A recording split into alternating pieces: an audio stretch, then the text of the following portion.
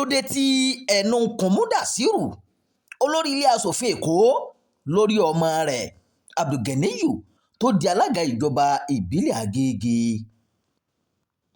Alága ìjọba ìbílẹ̀ Agége Ọ̀nàrẹ́bù Túndé Azeez ẹni tí ọ̀pọ̀ èèyàn mọ̀ sí Disco ti kọ̀wé fipò alága sílẹ̀ o níjọba ìbílẹ̀ náà nítorí kùdìẹ̀kudiẹ ìlera rẹ̀ tí kò gbà á láàyè láti ṣe iṣẹ́ rẹ̀ dáadáa, tí wọ́n sì ti kéde Abdulganiyu Finod Obasa gẹ́gẹ́ bí alága tuntun.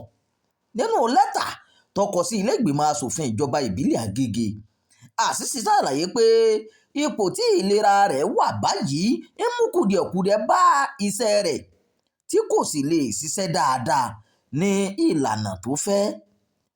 Lẹ́yìn tí ilé ìgbìmọ̀ asòfin ìjọba ìbílẹ̀ Agége tẹ́wọ́ gba ìkọ̀wé fipò sílẹ̀ Azeez, ìgbìmọ̀ náà yan Ọ̀nàrẹ́bù Abdulganiyu Finod Obasa gẹ́gẹ́ bí ẹni tí yóò rọ́pò Azeez gẹ́gẹ́ bí alága ìjọba ìbílẹ̀ náà.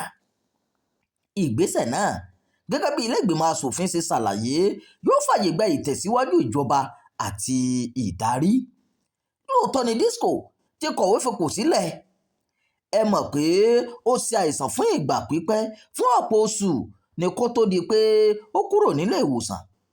Kó tó di pé ó kọ̀wé fipò sílẹ̀, àwọn amòfin ti ń ṣe ìpàdé lẹ́yìn tí ó kọ̀wé.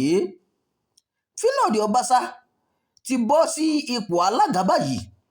Nínú ọ̀rọ̀ ìtẹ́wọ́gbà rẹ̀, Abdulganiyu Obasa ṣe ìlérí láti mú ìtẹ̀síwájú wá ìjọba ìbílẹ̀ Agége àti ìpínlẹ̀ Èkó lápapọ̀.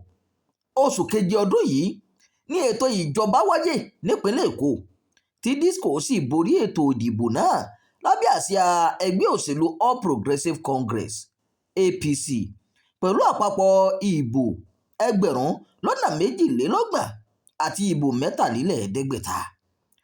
Ó lé ní mílíọ̀nù 7 olùdìbò tó forúkọ sílẹ̀ káàkiri ìpínlẹ̀ Èkó láti lè ní àǹfààní láti yan àwọn alága ìjọba ìbílẹ̀ 20 àti àwọn ìjọba ìbílẹ̀ LCDA 37 tó fi mọ́ àwọn kánsílọ̀. Tàwa ni Finod Obasa. Abdulganiyu Finod Obasa jẹ́ onímọ̀ nípa ètò ìṣúná, oníṣẹ́ ọwọ́ àti ojúlówó ọmọ ìlú Agége. Ọjọ́ ọmọ bíbí olórí ilé ìgbìmọ̀ asòfin ilẹ̀ Èkó retired Ọ̀nàrẹ́bù Muideen Obasa. Ó bẹ̀rẹ̀ iṣẹ́ pẹ̀lú iléeṣẹ́ Prince Waterhouse Coopers ní ọdún 2017 kó tó di pé ó gbéra lọ sílé ìfowópamọ́ Providus Bank ní ọdún 2022 kó tó kúrò láti lọ dá iṣẹ́ tara rẹ̀ sílẹ̀. Ìròyìn yàjóyàjó fún ti àkókò yìí kò ní jù báyìí lọ. Ẹ má gbàgbé láti darapọ̀ mọ́ ìkànnì yìí, ẹ máa pín ká, ẹ máa fèròǹgbà ìsábàlá àríwísí. Imam Abdulwaheed ló ti ń jábọ̀ ìròyìn.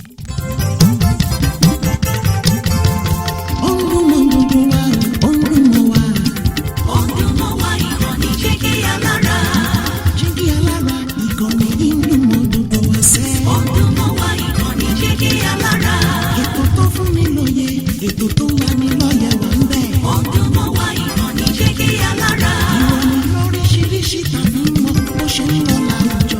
Ọdún mọ́ wá ìkànnì Jígí Alára. Ìkànnì Jígí Alára. Jígí Alára. Jígí Alára. Jígí Alára. Ìkànnì Jígí Alára 24, bàbá gbogbo.